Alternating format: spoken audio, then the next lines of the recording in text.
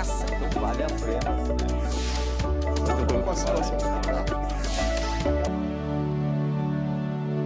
Olá! O uso capião familiar foi introduzido na legislação brasileira em 2011, com a proposta de regular as questões de partilha de bens em casos de dissolução da família. Mas, como acontece praticamente com a maioria das leis brasileiras, o direito permite muitas interpretações que dificultam a compreensão e a aplicação da lei. Está no ar mais um programa em discussão e o assunto de hoje é uso capião familiar. E para falar mais sobre esse assunto, eu recebo aqui no estúdio da TV Alesp Breno Tarifa, que é advogado, e Ana Paula Gimenez, que também é advogada. Sejam muito bem-vindos, obrigada pela participação de vocês aqui na TV Alesp. Obrigada pelo convite, é um prazer estar aqui com vocês. Muito bom. Bom, então para começar o programa, eu gostaria que a doutora Ana Paula falasse para a gente, então, um pouquinho, de fato, o que é o uso capião familiar, né? Que é algo que foi estipulado recentemente, né, em 2011. Sim. O que significa isso, doutora? Então, uso capião é uma forma de aquisição originária da propriedade. E por que familiar? Porque é feito entre os cônjuges, os ex-cônjuges. Então, quando acontece o divórcio, por exemplo, e um abandona o lar, o outro, cumprindo determinados requisitos, ele pode usucapir a parte daquele outro e ficar com o imóvel só para ele. Certo. E tem alguns requisitos, como o imóvel deve ter 250 metros quadrados, deve ser urbano, deve ter uma posse ininterrupta, tem que ter o abandono do lar, não pode ser proprietário de outro imóvel. Certo. Doutor Breno, bem-vindo. Obrigado. Doutor, no seu entendimento, essa proposta, né, desse uso capião familiar, ele vem especialmente proteger normalmente as mulheres que são abandonadas pelo marido, no seu entendimento, ela veio preencher justamente essa lacuna? Eu entendo que veio proteger não só a mulher, mas o homem também e os casais homoafetivos, que a lei abrange todos eles, o homem, a mulher e o casal homoafetivo. Então, a lei não especifica exatamente o gênero. Pode ser o abandono, pode ser da mulher, pode ser do homem, que vai configurar a uso capião familiar, obedecendo esses requisitos, né? Os requisitos são cumulativos, objetivos e subjetivos. E é extremamente importante cada um dos pontos desse artigo que foi introduzido, ele se enquadrar, a situação se enquadrar na uso capião familiar. E no seu entendimento, doutora Ana Paula, porque a gente fala muito da questão da mulher, a questão da violência doméstica, a gente sabe que o número de mulheres que chefiam seus lares hoje, cuidam dos seus filhos, muitas vezes sem um parceiro, esse número tem realmente aumentado muito. Né? E existe uma preocupação, claro, social com essa mulher, de onde ela vai morar, quer dizer, a partir do momento que ela se divorciou, muitas vezes a mulher que trabalha, que não trabalha e que fica mais em casa, por exemplo. Quer dizer, existe essa preocupação social, ela vai ficar com esse filho e esse marido vai embora. Então, quer dizer, existe aí uma questão de um abandono, né? Sim. No seu entendimento, esse uso capião familiar, ele veio justamente com essa proposta, com essa preocupação em relação a essa mulher? Então, conforme o doutor Breno pontuou perfeitamente, não é só para a mulher. Hoje a família mudou muito. Antes a família era formada pelo homem, pela mulher. O homem era uma família hierarquizada. Então o homem estava acima, ele mandava em tudo. E qual que era a função da mulher? A função da mulher era cuidar dos filhos e da casa. Então, a mulher não estava no mercado de trabalho. Então, o homem, ele tinha o poder econômico e o poder de mando na família. Hoje em dia, a família mudou. Ela ficou mais horizontal. A gente tem a cultura do diálogo, a família é baseada no afeto. E o que aconteceu? A mulher, ela saiu para o mercado de trabalho, assim como esse homem passou a participar dos afazeres do lar. Então, a gente generalizar, assim, que essa lei foi feita, esse artigo do Código Civil foi introduzido apenas para proteger a mulher. Claro que o legislador, ele levou em conta principalmente aquelas mulheres pobres que estavam no programa Minha Casa Minha Vida, que precisavam rapidamente ficar proprietárias desse imóvel, mas a gente não pode generalizar que ele só protege, que essa lei só dá algum direito à mulher, porque hoje em dia a gente luta tanto por uma igualdade, a partir do momento que a gente começa a generalizar ou pensar que uma lei é feita só para a mulher, a gente já está criando uma desigualdade. Então, como a família hoje em dia é mais horizontal, todos participam das discussões da família, todos participam do sustento desse lar, ela é baseada no afeto, então é mesmo para manter a estrutura familiar daquela pessoa que foi abandonada, independente se é homem, se é mulher, se é um casal homoafetivo. Quer dizer, essa lei protege todos os tipos de entidades familiares, né? Sim, todos os tipos. Independente de ser 2 homens, 2 mulheres, um homem e uma mulher. Sim. Dentro da lei, ela pode ser requerida. Sim, é porque antigamente a gente via a família como homem, mulher, filhos pelo matrimônio. Hoje em dia não, a nossa própria Constituição já prevê a união estável e a família monoparental, que é aquela formada por um dos pais com os seus filhos. Além disso, a doutrina e a jurisprudência prevê a família homoafetiva, a anaparental, que são 2 irmãs, por exemplo, que viveram uma vida inteira juntas e não tiveram filhos. A coparentalidade, que são aqueles casais que só têm filhos, mas não têm qualquer relacionamento afetivo. Então, são diversos tipos de família. A família mosaico, os meus, os seus e os nossos. Então, são filhos advindos de relacionamentos anteriores. Então, a família mudou. A lei, ela veio para proteger qualquer tipo dessas famílias. Tá. Mas proteger aquele que foi abandonado. Entendeu? Certo. Como você bem menciona, doutora, a questão do abandono, né? Que eu acho que é a questão aí central dentro desse uso capião. Quando a gente fala de abandono de lar, quer dizer, eu acho que é um aspecto que pode gerar algumas interpretações, né? Do que de fato é um abandono, o que configura de fato esse abandono. Queria perguntar para o doutor Breno, o que configura esse abandono, doutor? Fazendo a leitura de uma série de acórdãos e de decisões desse tema uso capião familiar, o que me deixou mais propenso a acreditar nesse tópico, né, do abandono do lar, é justamente o abandono é quando a pessoa está em local incerto, não sabido, ele não presta assistência nem preocupante, vamos supor, no caso da mãe, e nem prestação alimentar para os filhos. Esses 2 aspectos, eles têm que serem pontuais, assim, do abandono total, afetivo e financeiro. Esses 2 aspectos são primordiais para configurar o abandono de lar.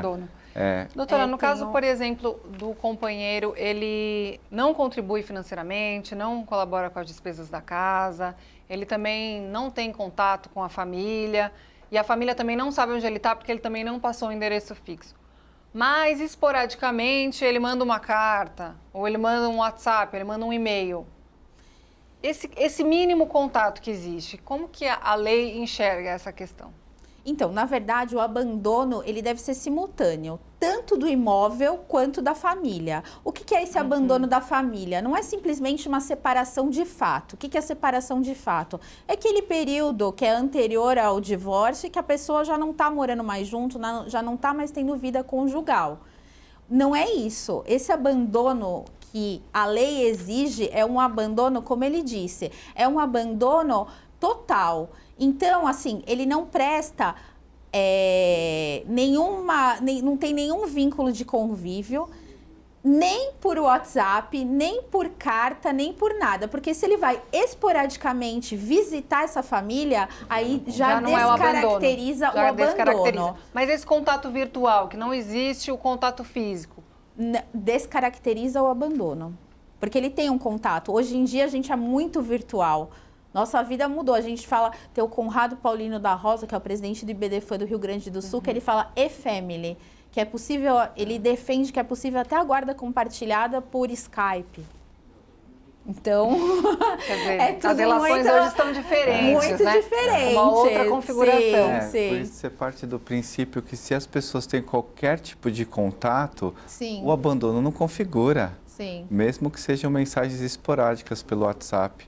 Porque os casais que se separam e existe uma animosidade imensa, Sim. eles de fato não têm nenhum tipo de contato. Não tem contato.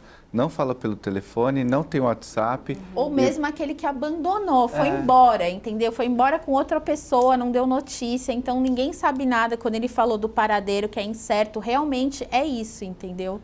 E eu acho que um ponto aqui que a gente tem que ressaltar é a questão da propriedade. Sim. Né?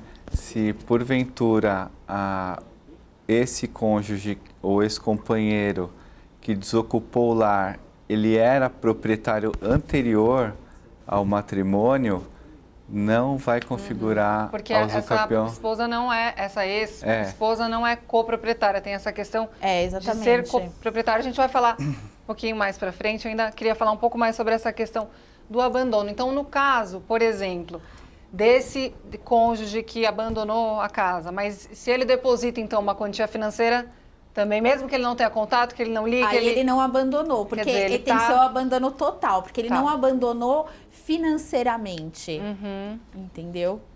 Certo, então tem que ser essa coisa da pessoa sumiu no mundo. Sumiu no mundo. Sumiu no Desapareceu, mundo. ninguém sabe Se onde está. eventualmente ele não contribui, mas ele passa para buscar os filhos. Sim. Não... Se ele não contribui, mas ele passa para ver os filhos, aí nesse caso essa mãe pode requerer uma pensão, alguma coisa assim, mas não o uso capião. Exatamente, aí tem a via adequada que é a pensão alimentícia, mas não o uso capião do imóvel.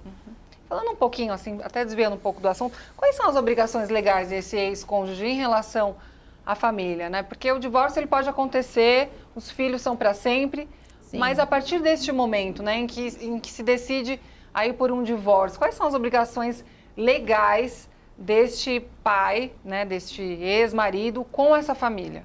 Ou da ex-mulher, né? Ou Que a da ex-mulher também pode abandonar. O que acontece? A obrigação em relação aos filhos é o pagamento da pensão alimentícia. Os filhos têm o direito de convivência. Então, deve cumprir um regime de convivência, antigamente chamado regime de visitação. E tem que ter a guarda, discutir a guarda, se hoje em dia a regra é a guarda compartilhada, se vai ser compartilhada, se vai ser unilateral. Agora, em relação à ex-mulher, tem o princípio da solidariedade da família. Então, ele pode pagar alimentos transitórios, que por decisões dos tribunais superiores, geralmente por 2 anos, para ela se reinserir no mercado de trabalho. E essa questão da sua pergunta, obrigação, eu vejo como dever. Sim. Porque esse pai que eventualmente some, muda de cidade, a justiça não tem como exatamente obrigá-lo a visitar os filhos. Sim. Né? Então, assim, Quer ele dizer, tem o dever ter este elo afetivo, ou não ter consegue... este contato. Como diz a ministra Nancy Andrighi, amar tipo assim, em relação ao pode dar abandono afetivo, entendeu?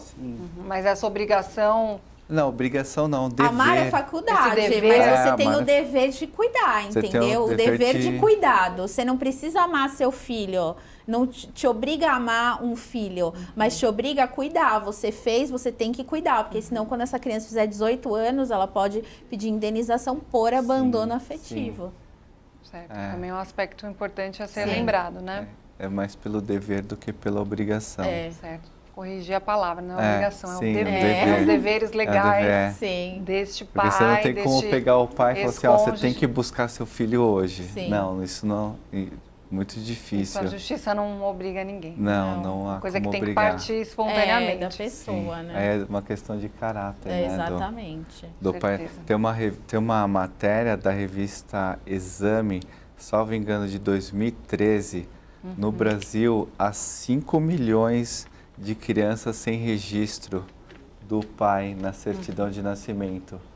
Então, nossa, é um número, Uma orfandade muito é um número grande, né? extremamente alarmante, 5 milhões de crianças. E, Então, né? e fora os pais que registram, mas que depois somem. Também. E também não cumpre com seus deveres. Sim. Aí nós entramos numa outra seara que tem muitos pais de novos relacionamentos que acabam registrando aquela criança, a gente né? entra na multiparentalidade, na sim. filiação socioafetiva. Na questão do mosaico, né? Aquele casal que inicia uma nova vida, por amor, né? E por acreditar na união, no casamento, ele vai e registra aquela criança que não tinha o nome do pai na certidão de nascimento. Sim.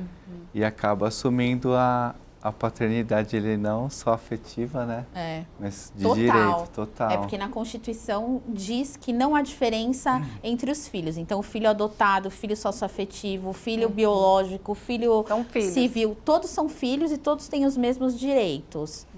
Então, o que é a filiação socioafetiva? Ela é baseada no afeto, ela não tem um vínculo sanguíneo. Então, ela tem determinados requisitos para que ela seja reconhecida. São 3 requisitos, que é o que nós chamamos de posse de estado de filho. Então, aquelas pessoas veem aquela família como uma família de pais e filhos. Então, a sociedade vê. Dentro da família, um reconhece o outro como pais e filhos. E ainda o padrasto ou a madrasta pode dar o nome para o seu enteado. Ou seja, esses 3 requisitos formam essa filiação socioafetiva. Certo. São aspectos bem importantes a serem frisados aí. Entre os requisitos, além da questão desse abandono, que a gente vai falar também um pouco mais sobre o prazo, que também é uma questão aí bastante falada. Eu queria falar um pouco sobre um outro requisito, que é a questão da posse direta e exclusiva. Né? E também tem o complemento de ser ininterrupta pelo prazo de 2 anos. Pensando nessa posse direta exclusiva, do que eu estou falando, doutora? O que é uma posse direta exclusiva? É assim, se essa pessoa deixou o imóvel desocupado, fechado, ou se ela deixou para locação, ela já não tem uma posse que é ininterrupta, já teve uma interrupção. E ela tem que estar morando no imóvel com a sua família. Quer complementar com mais alguma coisa? É aquela questão da posse pacífica, contínua e com animus domini, que seria você exercer a posse como dono, pagando os impostos, as contas de luz, de água. Mesmo que esse imóvel seja alugado? Não, você precisa ter a propriedade do imóvel. Posse é diferente de propriedade. Então, nesse caso, dentro desse uso capião, quer dizer, a gente está falando de um casal aí que tem a propriedade do apartamento, não só a posse, né? A propriedade, que sejam proprietários. E os dois né, têm que ser proprietários. Que seria o coproprietário, né? Exatamente. Certo. Porque se só o que abandonou o lar for proprietário, aí já não cabe o uso capião. Já não entra nesse uso capião. Tem esse grande detalhe, que é o imóvel, é o bem comum do casal. O imóvel não pode pertencer... Tá na matrícula como proprietário só o homem ou só a mulher. A propriedade tem que ser comum. Certo. Fugindo desse requisito, também não se enquadra o usucapião familiar. Certo. Falando deste prazo, né, de 2 anos, aí até em relação aos outros, o usucapião é um tempo muito menor, né? E pode até existir até uma reconciliação entre o casal, não sei, eu li algumas críticas que falaram um pouco sobre essa questão do prazo. Mas tecnicamente falando, no caso da pessoa, de repente ela viajou, essa mãe, foi abandonada, e ela viajou aí por 6 meses, isso pode ser configurado algo que foi interrompido? Ou só se ela mudar de endereço? Aí é uma discussão de entendimento, eu entendo que sim. Eu entendo que sim também. A posse tem que ser contínua. Sim. Quer dizer, ela não pode... Uma coisa é ela viajar 15 dias numas férias, mas o imóvel continua ali, as coisas deles, tudo conforme eles estivessem lá. Sim, entre os requisitos é a moradia da família. Se porventura essa mãe ou esse pai muda para a casa dos pais e mantém esse imóvel alugado, descaracteriza. Se ele vai fazer uma viagem Emprestou o internacional, apartamento para alguém. emprestou para alguém, Interrompeu. desocupou, Pode. interrompeu. Mesmo que seja por pouco tempo. Emprestei uma semana o apartamento. Olha, fica muito depende, difícil de configurar, né? isso. Porque E provar o outro, tudo isso então, também, né? aquele cônjuge que já desocupou, ele não vai ficar em cima ali para não ver vai o que ficar está acontecendo no dia a dia daquela Exatamente. família. Tem que ter testemunhas ali, Sim. né, oculares e provas contundentes que por uma semana morou uma pessoa, uma declaração que dificilmente ela vai... Sim, um contrato de comodato, alguma coisa Exatamente. assim. Bem, bem difícil de configurar. Entendeu? Difícil, Bem porque difícil. existem várias interpretações no caso, né? Porque uma pessoa, um mês viajando, pode dar a impressão de que a pessoa está eu acho assim, praticamente morando em outro tem lugar. filhos, está em férias escolares. se porventura ela viajou um mês Sim, e a pessoa que desocupou não está sabendo dessa viagem, como que ele vai alegar? sim. Simplesmente não Por vai alegar. foto de viagem. Aí então, aí que tem que tomar muito Com cuidado rede social. com a rede social. Que também configura um tipo de prova ali, né? Sim, Sim. total. Quer dizer, na hora de você Total, até apresentar porque a sua- normalmente tem data, né, nas Sim. fotos. tem Mas horário, local. Tem horário, local, você vai eventualmente Então tem que estar atento a todos esses consegue. aspectos. Apesar que a maioria das mulheres que pedem o uso capião por essa lei são de baixa renda e do programa Minha Casa Minha Vida, Sim. né? Então, assim, já não tem tanto como viajar, como passear. São mais Pessoas de exceções, né? baixa Porque renda, tudo isso a gente considera porque pode acontecer, tudo pode acontecer, né? Existe sempre É exceções. que quanto mais dinheiro a pessoa tem, mais rápido ela vai querer brigar, vai querer discutir quem vai ficar com quem. Dificilmente ela vai abandonar, entendeu? Para viajar ou para qualquer outro compromisso. Não, ou abandonar o lar, Ah, entendeu? sim. Ela vai querer discutir aí. Você vai ficar com o quê? Vou ficar com o quê? Quanto mais dinheiro, é mais discussão, entendeu? Que aí envolvem outras coisas também. Exatamente. Outro requisito, a questão de sem oposição. E aí eu quero entender o que configura sem oposição. Se você Né? Porque a gente pode falar tanto de uma ação na justiça, então de repente o cônjuge saiu Sim, daquele apartamento, mas ele entrou com uma ação judicial, sim. né? Ou seja, ele está se opondo à permanência da ex-mulher na casa, ou ex-marido na casa, certo? Aí seria um tipo de oposição. Mas quando é uma oposição informal, também no caso, então de repente ele está ligando e cobrando, não, eu quero ir para o apartamento, eu quero que vocês saiam daí, enfim, eu quero tomar posse. Isso é uma oposição?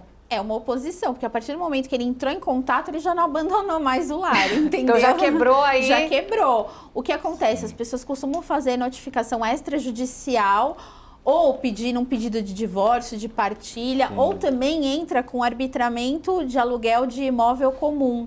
Por exemplo, se é 50% de cada um, aquele que saiu tem direito a receber aluguel dos 50% dele que ficou lá. Entendeu? Então, é um tipo de ação que as pessoas Que ele costumam precisa requerer fazer, isso também. sim, judicialmente. Quer dizer, aquilo que é de direito dele. Tem outras questões do aluguel de imóvel comum que devem ser discutidas, mas assim, se a pessoa entrou com uma ação, quer dizer que já está opondo. Já é uma oposição. Já é uma oposição. Mas no caso, por exemplo, o cônjuge saiu, desapareceu já por 3 anos, de repente ele manda só uma mensagem para falar do Não. apartamento, do tipo, quero que você saia do apartamento para eu poder morar aí novamente, vamos supor. E aí? Se porventura passou esses 2 anos e os demais requisitos são preenchidos, a oposição já foi, né? O prazo já... Então tem esse prazo também. de O período 2 anos. aquisitivo já foi configurado. Então tem que Que ficar é bem um- atento a isso também, a questão do prazo. E a Sim. questão da As pessoas oposição... podem perder o prazo justamente por não Sim, saber. Sim, a questão da oposição, uma simples notificação extrajudicial, que é super simples, feita ou de punho próprio, Sim. ou se as pessoas têm muito acesso hoje a informações, né? Então, as pessoas têm acesso à informação, as pessoas buscam os advogados e uma simples notificação já configura essa oposição. Um e-mail do advogado WhatsApp, para a pessoa. qualquer tipo de manifestação, ela Já Por Sim. isso que Além é uma de questão quebrar bem delicada de ser a característica de caracterizada. abandono também já é um tipo de oposição. Sim. É. O mais comum seria esse caminho de uma ação de pedido de aluguel ou mesmo a extinção do condomínio, né? Exatamente. São esses dois caminhos mais viáveis. A extinção de condomínio, que é para colocar o imóvel à venda, Tá. a ação de divórcio com a partilha Sim. de bens, seria o segundo tipo de oposição, e a terceira, o arbitramento de aluguel, uma vez que a propriedade é 50% de cada um e o cônjuge que está fora tem direito a receber aluguéis. De repente o cônjuge vai lá e coloca uma frutos. plaquinha de vende-se ali. É, também. É outra hipótese. Isso pode Sim. acontecer. Se ele conseguir deixar a plaquinha, de repente você coloca a plaquinha de vende, ela vai lá e arranca. Aí, mas ele vai Mas ele tirar pode foto. anunciar, por exemplo, o Aí imóvel. ele faz o anúncio, pronto, Entendeu? já está caracterizado. Aí já é bem quebrou delicado, esse- né? O usucapião familiar é bem bem- delicado de configurar os Tem que todos ser, pra mim, tem que ser abandono Pleno, total, porque total. qualquer coisa vai quebrar os requisitos. Vai caracterizar um tipo de vínculo, Sim. né? Eu tô iniciando uma medida judicial. No caso, foi o pai que desocupou o lar e ele está morando no Nordeste, basicamente incomunicável. Mora no Nordeste, abandono total, nunca pagou pensão, nunca mandou dinheiro. Nesses casos não dá nem para saber se a pessoa eventualmente até faleceu, né? Porque a pessoa não dá. desapareceu, quer dizer, foi para outro estado, outro país. Vem uma outra discussão que é para tentar localizar essa pessoa, né? Sim. Aí você começa uma outra batalha, né, na justiça, vai pagar o Bacen-Jus, né, para Sim. fazer as pesquisas, né, no Detran. Vai tentar por edital. Depois vem por edital, e aí não localizou, aí vai ficar bem mais simples, né? Caracteriza o abandono total, porque a pessoa está em local incerto e não sabido mesmo, né? Exatamente. Aí já caracteriza da maneira correta. Tem questão também do imóvel urbano, quer dizer, se o imóvel estiver numa zona rural, ele não se enquadra no usucapião familiar. Queria saber, na opinião dos dois doutores, né, assim, isso não seria, na verdade, É uma das críticas. excluir aí uma faixa, né, uma parcela aí da população só porque está na zona rural? E por que fizeram essa diferenciação entre zona rural e zona urbana se a gente está falando de um imóvel da mesma maneira? Quer dizer, é onde a pessoa mora, é a casa dela, o apartamento dela. Sim.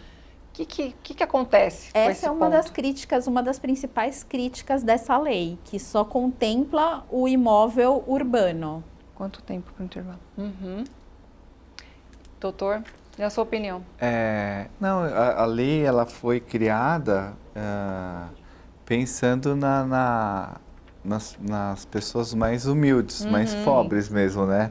Como a doutora disse para a Coab, foi Coab que você falou? Aquele programa Minha Casa Minha Vida. Então, a demanda imensa é pela área urbana, né? Então, eles buscaram restringir bem mesmo. Até porque acho que na área rural é mais difícil acontecer Sim. essas hipóteses, né? As pessoas moram bem afastadas. E também 250 metros, às vezes, na área rural, onde a pessoa planta, é uma coisa bem pequenininha, né? A gente vai para o intervalo agora, mas no segundo bloco a gente vai continuar falando mais desses requisitos aí que ainda tem mais pela frente. O programa em discussão vai para um rápido intervalo, não saia daí, a gente volta já já.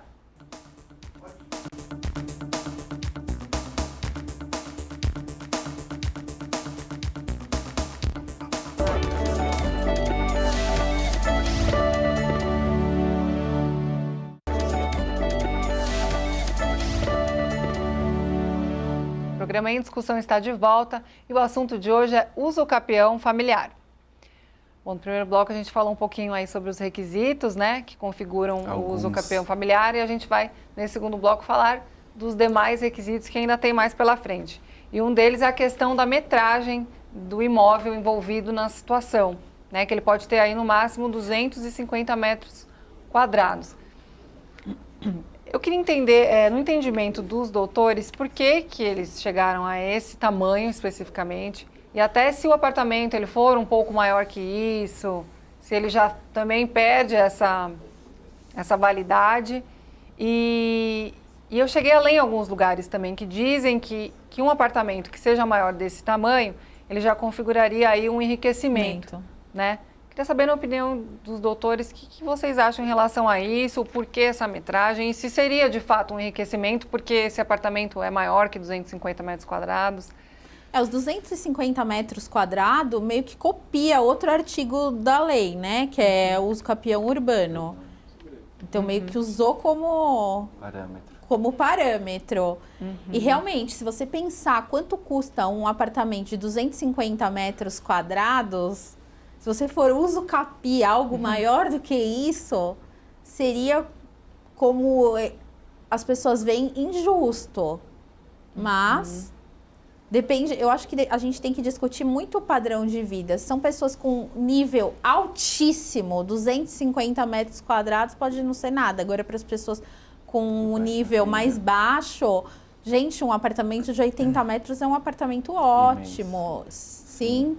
A maioria hoje em dia em São Paulo, você pode perceber que cada vez as construtoras estão fazendo muitos apartamentos menores pelo estilo de vida das pessoas, que está mudando, né? Tudo isso. É a área dos 200, é a superfície de 250 metros quadrados, é a superfície. Se houver uma construção maior que configurando 400 metros quadrados, ainda assim se encaixa nos 250 metros quadrados de superfície. Então, esse tamanho ele pode ser ultrapassado. Ele pode ser desde ultrapassado. que a superfície do terreno tenha 250 metros quadrados. E isso também vale para apartamentos, condomínio edilício, né? Nossa, pensar num apartamento de 250 metros hoje foge um pouco eu acho que foge um pouco mesmo do escopo da lei que até visa surgiu proteger, do Minha Casa Minha Vida, quer que dizer, visa sim. proteger as pessoas mais humildes. E se porventura tiver, acredito que 5 ou até 10 metros quadrados, eu ainda entendo que possa eventualmente dar certo esse uso capião familiar, desde que não seja, acho que nada além disso, assim. Não ultrapasse muito, né? os 250 metros quadrados, porque...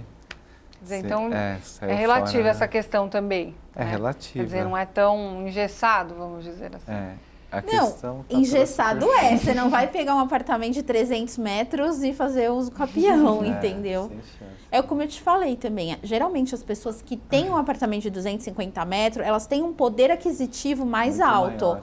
Então, no divórcio, são as primeiras pessoas a quererem discutir patrimônio. Que dificilmente vai configurar um abandono, Um abandono, dificilmente. Mas a gente sabe que pode acontecer. Pode acontecer, óbvio, sempre. Nunca, nada pra sempre, entendeu? E Aquele não caso existe mais assim, improvável, ele pode vir à tona. Em família não existe, por exemplo, eu falo que sempre não existe uma petição pronta. Cada caso é um caso concreto. Eu tô te dizendo assim que é muito mais difícil, que eu vejo no escritório. Geralmente as pessoas de maior poder aquisitivo, elas procuram um advogado antes de comunicar ao cônjuge que vão se divorciar. Quer dizer, elas já vão se municiando de toda a questão para depois chegar elas já nas vão vias de fato. como que faz, dependendo do regime de bem, o que fica para cada um, como que vai ser a relação dos filhos, quanto que o cônjuge, né, porque ainda estão casados, pode pedir de pensão alimentícia, quanto eles devem dar. A maioria das consultorias que eu faço é geralmente para as pessoas de maior poder aquisitivo que se preparam antes de divorciar. Sim. As pessoas da classe mais baixa, elas vão seguindo mais a emoção mesmo, entendeu? É quando acontece o abandono, que não liga para nada, entendeu? Não liga mais para nada. Claro que isso daí eu não estou definindo tipos de pessoas. A maioria das pessoas com poder aquisitivo e a maioria das pessoas... Se comportam de determinada maneira, pela sua experiência, pela sua vivência. Mas é claro que às vezes aparece uma pessoa que não tem nenhum imóvel, mas quer saber qual que é o melhor jeito dela se divorciar, quer estar preocupada com os filhos, com a criação dos filhos, como que vai ficar aquelas crianças, entendeu? Tem até a questão de herdeiros, por exemplo, que era uma dúvida que eu tenho, né? Então, no caso, por exemplo, da mãe que foi abandonada com os filhos e está dentro de todos os requisitos, esse cônjuge desapareceu, ninguém sabe dele. e essa mãe, de repente, vai entrar com esse requisito de usucapiar Sim. esse imóvel e ela morre, vamos dizer. E aí, como que fica esses filhos, né, esses herdeiros, eles podem requerer em lugar da mãe? Não, o uso capião é só do ex-cônjuge, do ex-companheiro, de Em quem tem relação- Sim, porque a partir do momento que ele morre, vai já virar a herança daqueles herdeiros, entendeu? Ah, Se o sim. imóvel, Então, já a automaticamente parte já- dela Sim. vira herança. Então, vira herança, Dos nem filhos. precisa recorrer Nem a isso. precisa, eles automaticamente se tornam donos. Independente A de ser um parte- filho biológico ou não, como Não, você mesmo Sim, a mencionou. parte da mãe, por exemplo, a mãe morreu. Aquele 50% da mãe é herança, entendeu? Dos filhos. Por quê?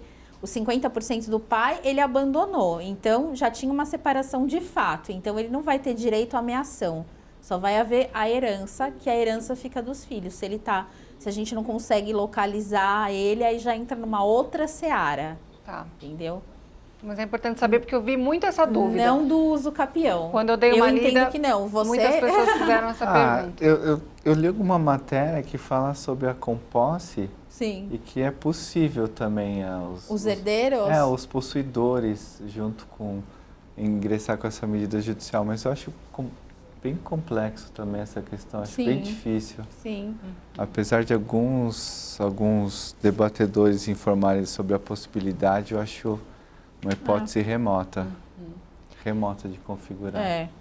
Acho que o doutor falou no começo, eu queria fazer essa pergunta novamente, só para ficar bem claro. Um outro requisito também é que esse cônjuge que queira tomar posse desse apartamento, desse imóvel, ele não pode ter outros bens. Não. No caso, outros bens imóveis, né?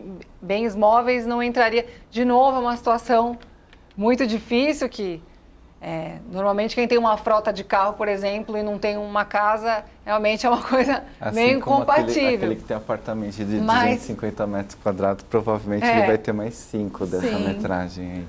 Mas no caso da pessoa, por exemplo, ela não tem outro imóvel, mas ela tem carros, então ela pode se valer desse benefício. É só se ela tiver um outro imóvel no nome dela que ela não pode. Sim. Outro imóvel.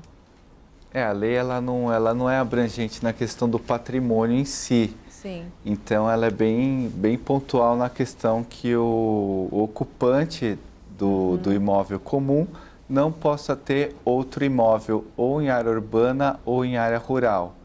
Ponto. Eles Sim. ficam por aí, né?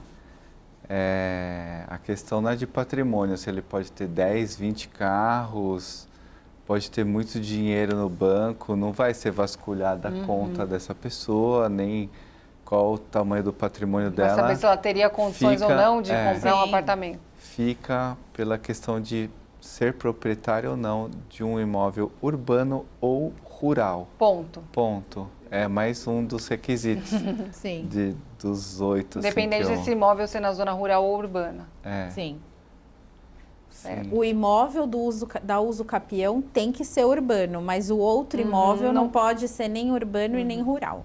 Então, se essa pessoa que quer requerer esse apartamento, ela tiver uma pequena propriedade numa zona rural, por Já exemplo, ela já perdeu, não vai já poder perdeu. requerer esse apartamento. Exatamente. Não vai ter a possibilidade de regularizar.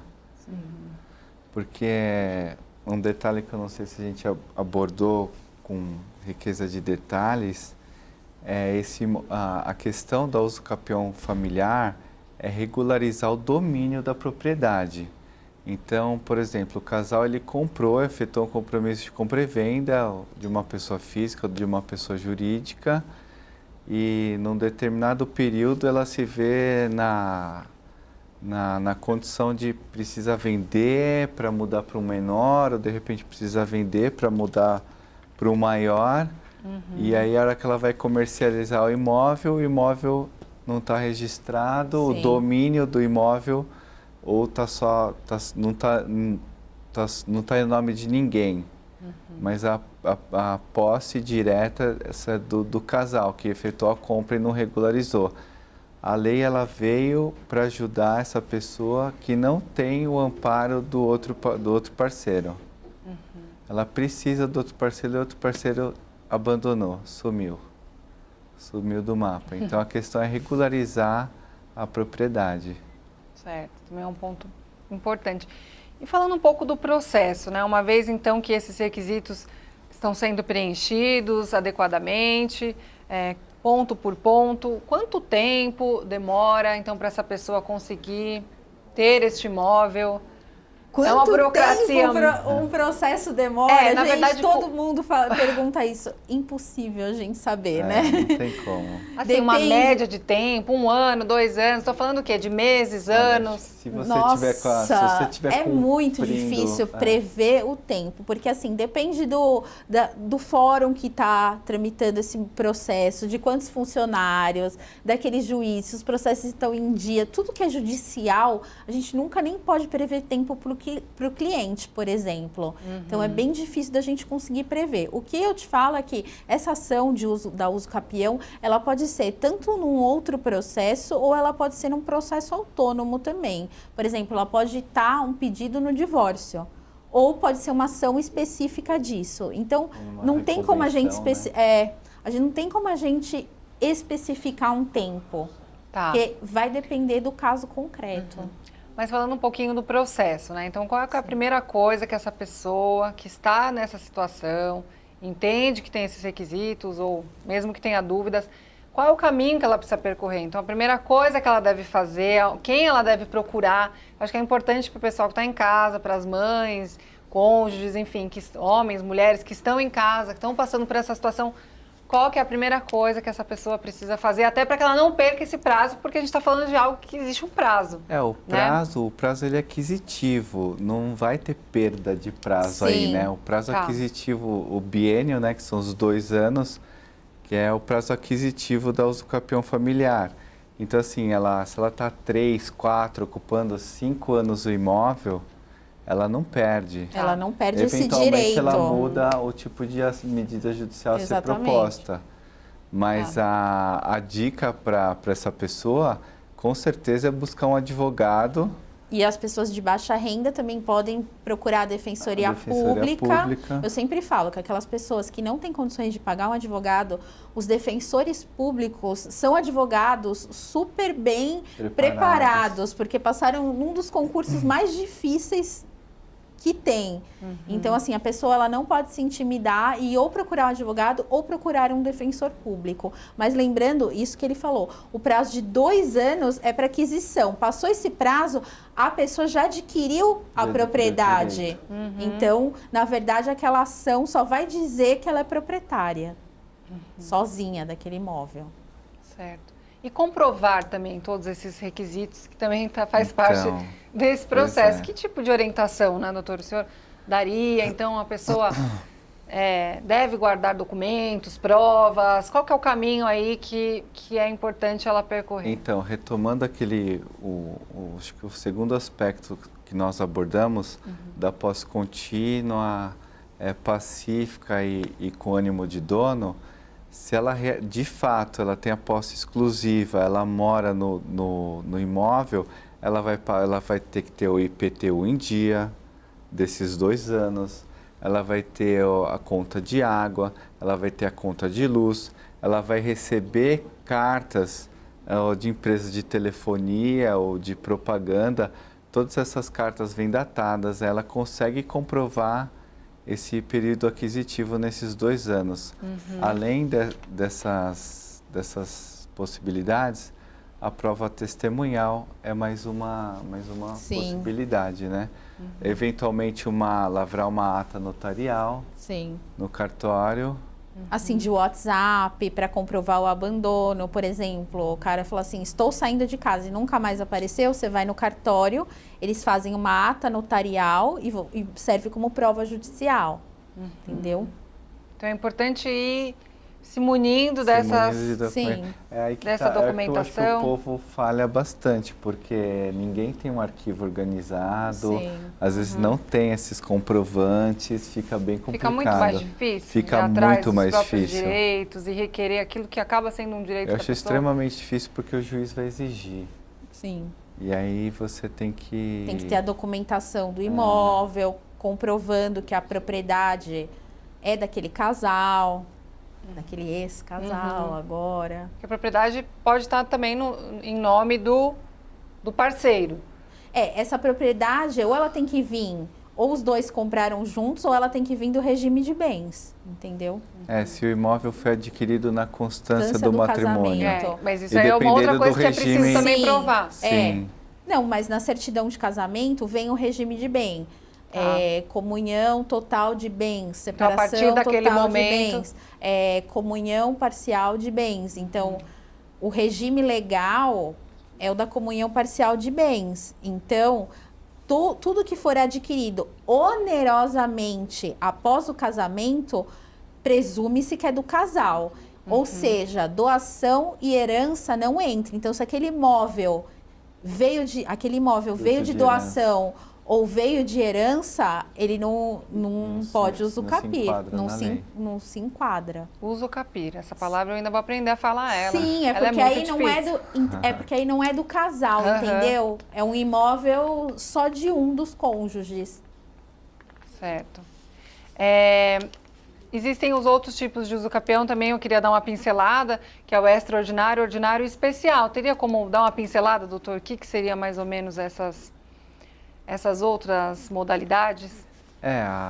O escopo é completamente diferente, né, da usucapião familiar, tem a usucapião extraordinária, que são, acho que a posse acima de 20 anos, né? 15 anos. 15 anos, E podendo aí não ser mudada não pra tem 10. justo título, né? Isso.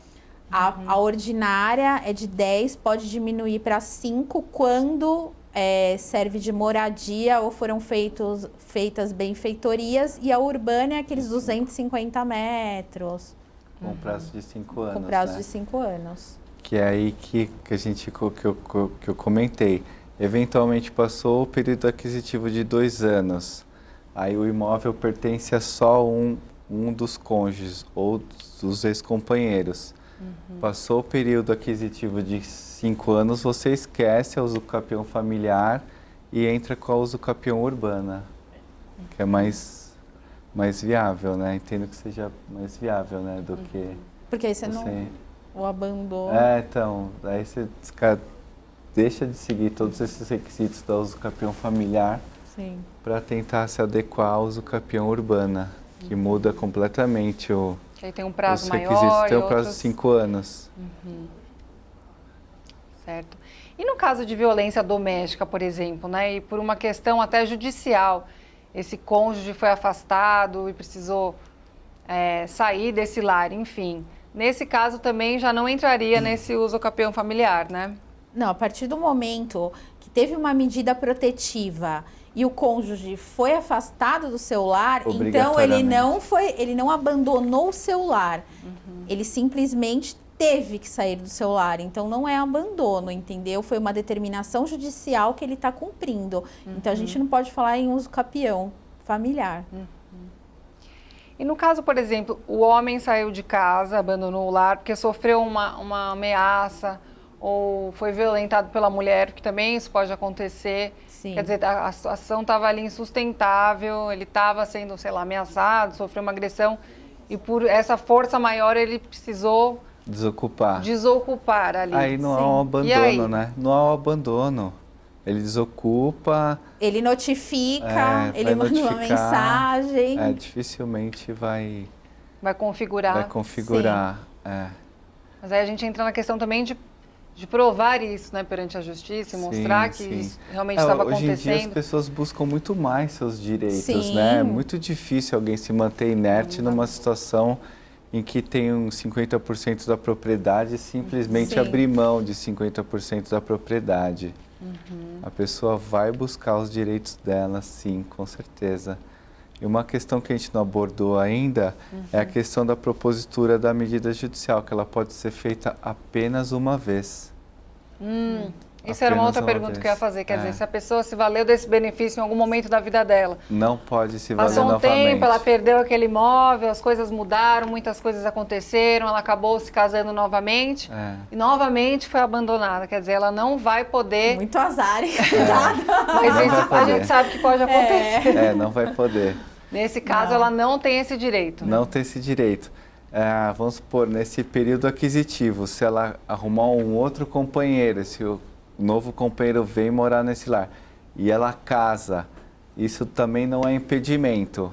não é impedimento. Ela pode, se ela configurar uma união estável, ou se eventualmente ela vir a casar novamente, ela ainda pode entrar com o uso capião familiar, né? A questão também não fica pelo Estado Civil. Certo.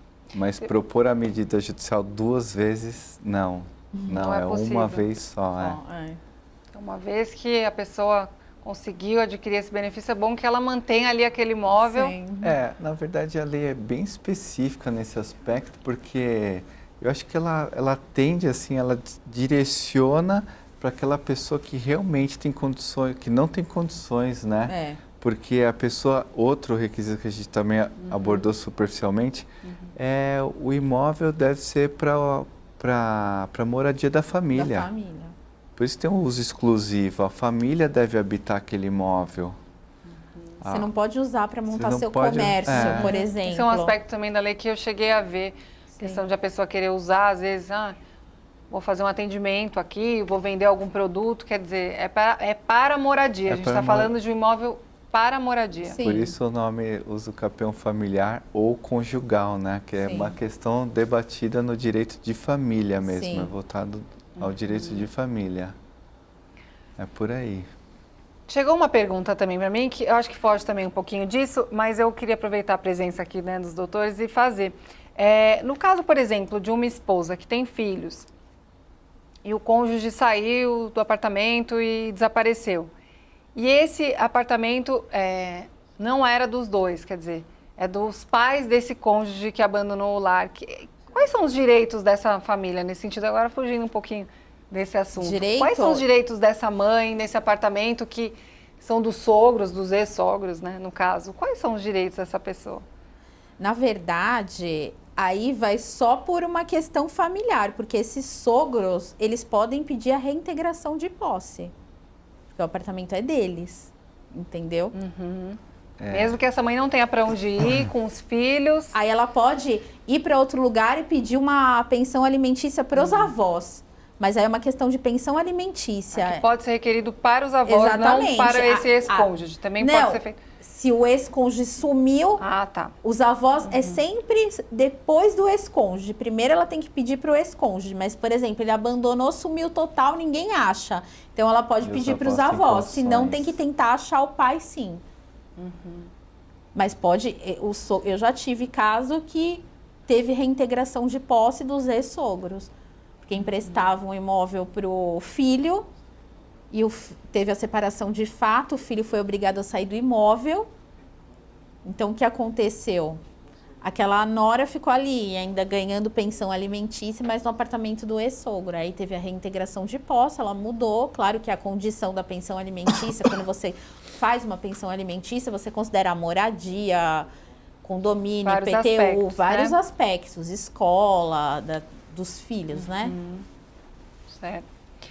E, doutor Breno, dentro de tudo isso que a gente abordou, o que mais que é importante, relevante, até como uma dica para o pessoal de casa, enfim, que está passando por uma situação similar, o que mais que a gente pode considerar dentro desse universo todo e que a gente talvez não tenha falado ou aprofundado?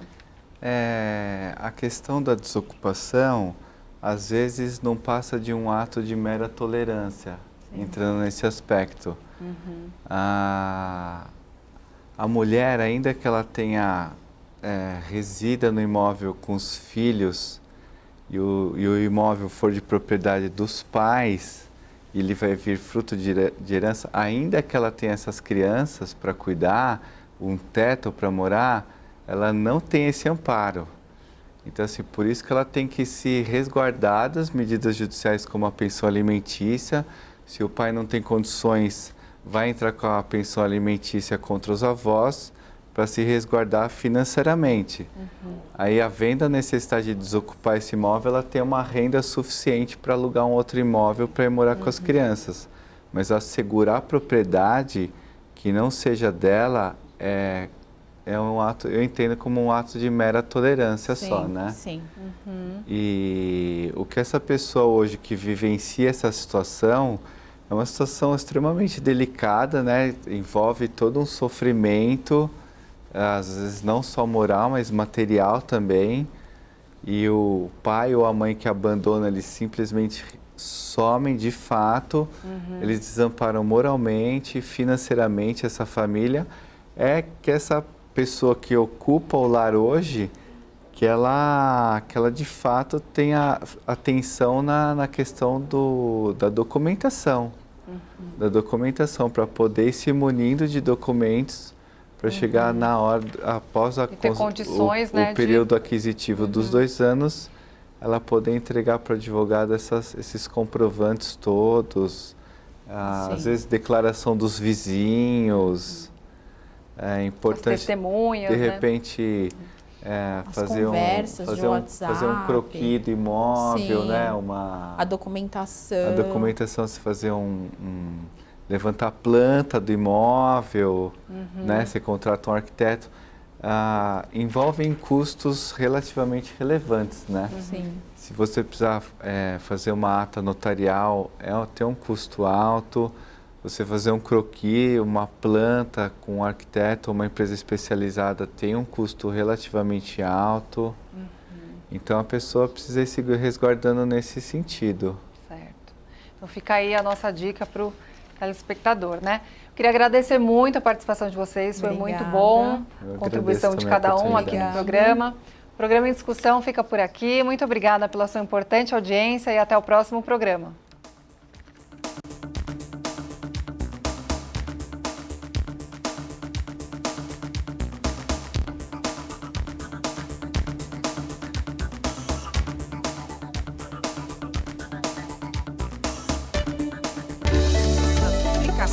Vale a pena. Uma situação.